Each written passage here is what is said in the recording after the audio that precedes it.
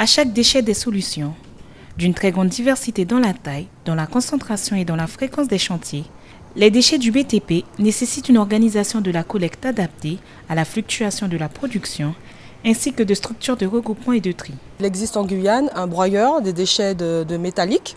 Donc c'est le seul broyeur qui existe pour la Guyane.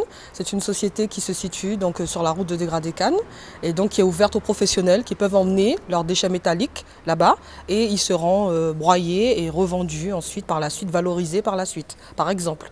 Donc les gravats peuvent être aussi broyés. Donc on a une plateforme de déchets inertes qui est une plateforme qui se situe également sur la route de Dégradé-Cannes. Donc c'est la SCC, la Société des carrières de Cabassou, donc qui a une plateforme. C'est la première fois que cette plateforme est créée en Guyane.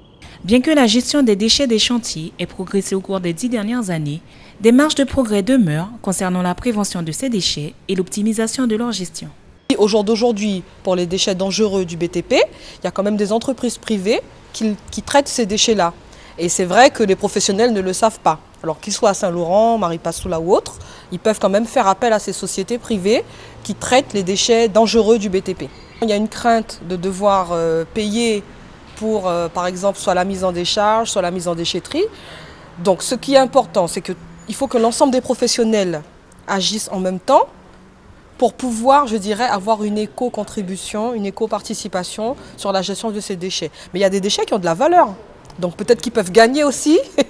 Quand je pense aux déchets métalliques, ils ont de la valeur. Donc là, peut-être qu'ils peuvent être gagnants à pouvoir emmener leurs déchets sur la station qui traite les déchets métalliques. Une très grande diversité dans les professions et la taille des entreprises. Du major du BTP à l'artisan travailleur seul, les professionnels du BTP sont responsables de leurs propres déchets. Construire sa propre maison fait partie des rêves d'une grande partie de la population. Mais le réaliser peut entraîner de graves maux de tête. Alors, les différents problèmes que je rencontre dans la maison, lorsqu'il pleut, il y a de l'eau qui rentre dans la maison, ni dans le salon, ni dans la chambre. J'ai des remontées d'eau dans l'évier. J'ai la canalisation derrière pour les salles d'eau qui tombent par terre. Et ça ne passe pas par le tuyau. J'ai la peinture qui est mal faite. J'ai toute la peinture qui est sortie. J'ai des carreaux cassés. J'ai l'électricité qui est mal faite. Il y a tellement de problèmes que je ne sais plus quoi faire. Marine Darcheville a réalisé la réhabilitation de sa maison avec l'aide du Pacte de Guyane. Mais durant les travaux et après la conclusion, la propriétaire a constaté de nombreuses irrégularités, qui selon elle sont dues à des fautes professionnelles de la part du Pacte et de l'entrepreneur. C'est invivable. Je suis obligée de payer 2 loyers quand j'ai vu ça. Parce que c'est un moment que ça traînait. J'ai dit, bon, il faut que je rentre dans la maison. Et heureusement que je suis rentrée, ça va faire 2 semaines que je suis là, que j'ai pu voir qu'il y avait de l'eau qui rentrait dans la voiture, dans la maison. Lorsqu'il pleut, la porte que vous voyez là, on ne peut pas l'ouvrir. Quand j'ai fait la réclamation, qu'est-ce qu'ils m'ont fait avec monsieur le directeur, monsieur Julien? Il a fait mettre des taquets sur les portes pour pouvoir tenir la porte parce que c'était gonflé, parce qu'il y avait des creux. Moi, je trouve que ce n'est pas normal. Une maison qui vient juste d'être faite et c'était même pas encore livré, il y a des choses mal faites. Derrière, je me suis rouspétée. Pourquoi derrière? Parce que la plomberie qu'ils ont fait n'était pas bon. Si vous voyez ça, au lieu de mettre un... Je ne sais plus comment ça s'appelle, le monsieur, il a brûlé le tuyau et le tuyau ne reste pas. L'eau coule par terre. Il devait faire une fondation, faire un canal, je ne sais pas quoi, pour mettre le tuyau en dessous de la terre. Le tuyau est à vue d'œil, n'importe qui peut le casser. Qu'est-ce que monsieur le directeur m'a dit? Vous n'avez qu'à remblayer, vous n'avez qu'à faire une barrière pour que les gens ne puissent pas rentrer. Je prends l'argent où? Eux, ils ont déjà mangé tout l'argent. Comment je fais pour faire une barrière? Selon le directeur du Pacte de Guyane, la problématique est due à un problème personnel entre la propriétaire et l'entrepreneur. Le Pacte aurait fait le possible pour apporter des solutions et reste ouvert au dialogue.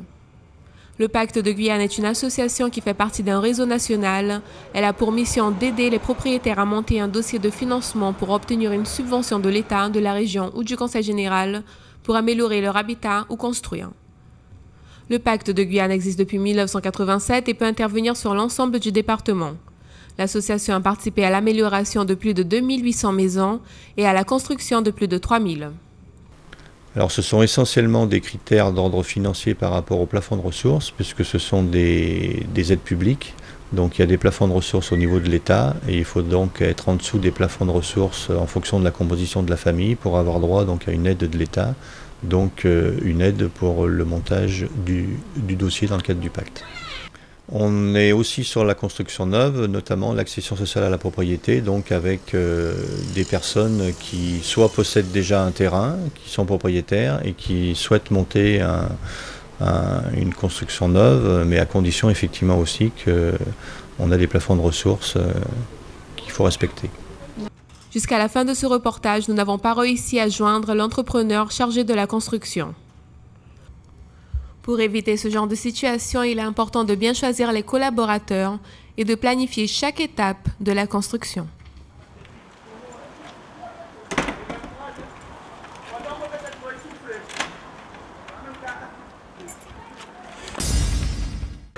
Je vois l'avenir très morose, aucune perspective, que je dirais.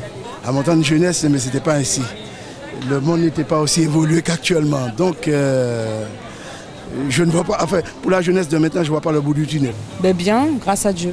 C'est toujours pareil et comme on dit, il faut faire avec, il faut prendre chaque jour comme il vient, tout simplement. L'avenir, je ne le vois pas, il faut vivre le présent. Et il faut travailler dans le présent pour faire l'avenir. Donc moi, ce que je vois, c'est investir maintenant dans les formations techniques, les formations du genre le bois, enfin tout ce qui est manuel. Ça dépend de la filière de certaines personnes. Donc en fait, si la personne est en médico-social, elle peut mieux se débrouiller, mais sinon les autres filières, c'est vraiment dur. Les entrepreneurs, ils ne font pas confiance aux jeunes en fait. Il y a des entrepreneurs qui prennent des jeunes et puis après ils regrettent parce que soit ils ne viennent pas, soit ils ne font pas bien leur travail, soit franchement c'est pas sérieux et c'est de l'argent qu'ils perdent. Je pense qu'il n'y a pas d'avenir pour nous les jeunes en Guyane. Il n'y a pas assez d'emplois pour nous, donc voilà, on est obligé de partir pour les études, donc après on ne revient plus vu qu'il n'y a pas d'emploi. L'avenir pour les jeunes va demeurer difficile, mais rien n'est impossible. Il faut juste que le jeune soit à même d'être déterminé, de savoir exactement ce qu'il veut et puis foncer. Je ne peux pas dire grand-chose, juste demander à ce qu'ils créent plus d'entreprises pour pouvoir embaucher les jeunes et les gens qui cherchent du travail. Parce qu'on se rend compte aujourd'hui que même en ayant plusieurs diplômes, c'est quand même difficile de pouvoir acquérir un emploi. Dans le cadre d'un système d'information géographique visant à répondre aux besoins des personnes en risque de fragilité, la Caisse générale de sécurité sociale organisait ce matin une conférence d'information sur le déploiement de l'Observatoire des fragilités. Un outil qui permet de faire une analyse territoriale et repérage des populations prioritaires. Le nouveau dispositif d'observatoire des fragilités et l'outil qui est mis à disposition, c'est-à-dire le système d'information géographique, qui est un outil qui permet de disposer sur une carte de façon précise, en tout cas par commune du moins, par exemple le nombre de populations qui sont en difficulté économique via le RSA, via l'accès aux droits et la CMU complémentaire. Enfin, tout ce type de fragilité, d'indicateurs de fragilité qui peuvent être retenus. L'objectif étant de développer un travail de proximité et collaboratif à l'égard des populations fragiles, dans le cadre d'une approche coordonnée interbranches et interrégimes. Déjà, les indicateurs nationaux ont été définis, c'est-à-dire ceux qui seront accessibles à l'ensemble des partenaires.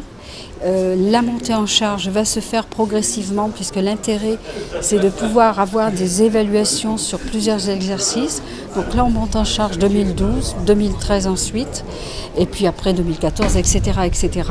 Ces données seront montées par des requêtes nationales et c'est ça qui est important de savoir, c'est-à-dire que ce ne sont pas du tout du bricolage, ce sont vraiment des données qui doivent être partagées par tous, par tous les acteurs et elles peuvent être complétées dans le cadre de partenariats après par des données locales que nous tenons déjà au niveau de la CGSS. Aujourd'hui, la Guyane Base Avancée a organisé une manifestation autour d'activités sportives, d'animations et de diverses démonstrations. L'objectif était que le grand public et les jeunes de Guyane s'approprient du dispositif ainsi que de connaître les équipements sportifs mis en place sur le territoire. Eh bien, elle se déroule très bien. Je suis heureux de voir que toutes les organisations, que ce soit la mairie, le conseil général, le CNES, l'INSEP, le rectorat, les organisateurs, les éducateurs ont participé largement avec les enfants aujourd'hui à cette manifestation de promotion de la base avancée qui poursuit le déroulement de ce que nous avons fait avec Scola Foot et le rectorat pour toutes les communes de Guyane il y a quelques mois. Nous sommes actuellement en train de montrer que le concept base avancée n'est plus virtuel, qu'il avance et que la Guyane se réapproprie le projet. Je suis aussi satisfait de voir que les ligues actuellement mettent en place des manifestations sportives très nombreuses, avec des plateaux sportifs très relevés, qui montrent à la fois leur dynamisme et leur vitalité, et qui montrent aussi que les ligues, qui sont les moteurs du sport en Guyane, se réapproprient le projet base avancée, qui n'est pas un projet de quelques collectivités, mais qui est le projet de la Guyane tout entière. Nous avons déjà des propositions d'équipes étrangères pour venir ici s'entraîner pour les Jeux Olympiques. Nous avons des manifestations successives qui se déroulent ici. Les structures avancent. Je suis maintenant dans la foulée de ce que nous avons commencé il y a 2 ans. Nous concrétisons avec nos partenaires ce que nous voulions pour ce pays, à savoir mettre en place un aménagement du territoire avec des structures sportives qui manquent actuellement et en même temps intéresser et former nos jeunes au sport, qui est un facteur à la fois de marketing territorial, mais aussi de cohésion sociale. Et ces jeunes sont là pour prouver que les valeurs sportives, c'est elles qui vont les porter pour nous. Et c'est la raison pour laquelle je suis aussi satisfait de voir revenir à notre pays des sportifs de haut niveau qui ont été formés ici et qui reviennent faire profiter à nos jeunes de leur expérience. Dans quelques jours d'ailleurs, une 50aine de jeunes volontaires de Guyane partiront au Brésil. Ce seront nos ambassadeurs. Ils contribueront à leur formation et ils auront ainsi une expérience, à mon avis, très enrichissante. Et ils permettront de montrer que la jeunesse de Guyane sait se mettre en valeur. Et ils nous rapporteront fièrement tout ce qu'ils ont pu acquérir au Brésil pendant cette Coupe du Monde. Le contexte que nous avons aujourd'hui, de savoir que la Guyane se trouve à ce carrefour important, accolé à l'Amérique du Sud, ne pouvait laisser indifférent notre population. Et tous ces petits jeunes que vous voyez sur le territoire, sur le terrain aujourd'hui, grâce à nos partenaires, que ce soit la mairie, le conseil général, le conseil régional, le CNES, le rectorat, montrent bien qu'il faut que cet engouement demeure, parce que le sport, je le répète, est un facteur de cohésion sociale et un moteur pour notre pays. La rencontre a eu lieu à la place des Palmistes. Au long de la journée, les jeunes ont pu participer à des mini-tournois de volley-ball, de handball et de football, ainsi qu'accompagner et participer à des animations ainsi qu'à des démonstrations.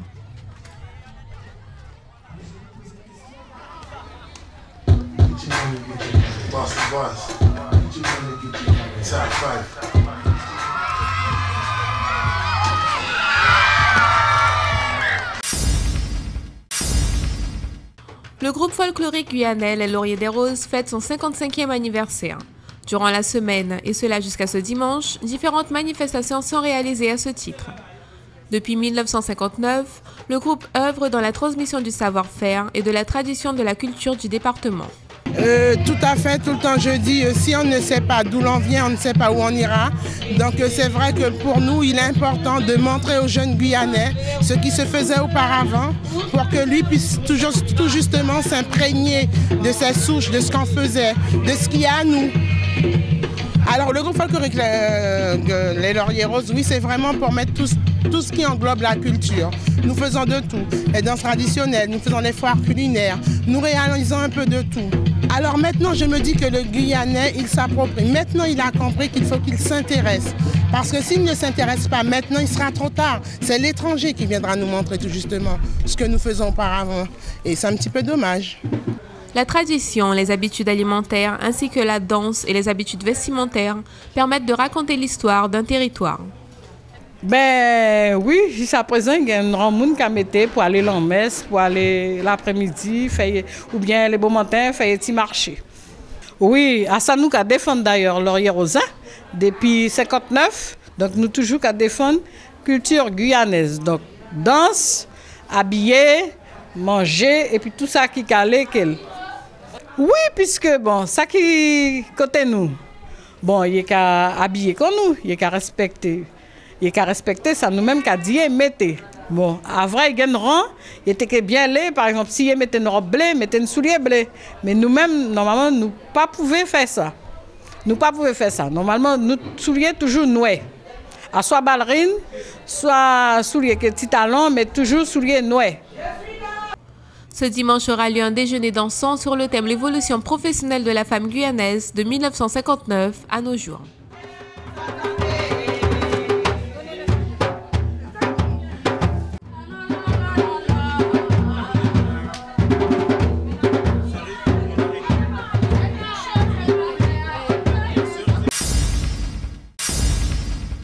Cette semaine, le Centre communal d'action sociale de la ville de Cayenne en partenariat avec l'ADAPI ont organisé une réunion d'information sur le thème « L'utilisation des produits d'entretien ».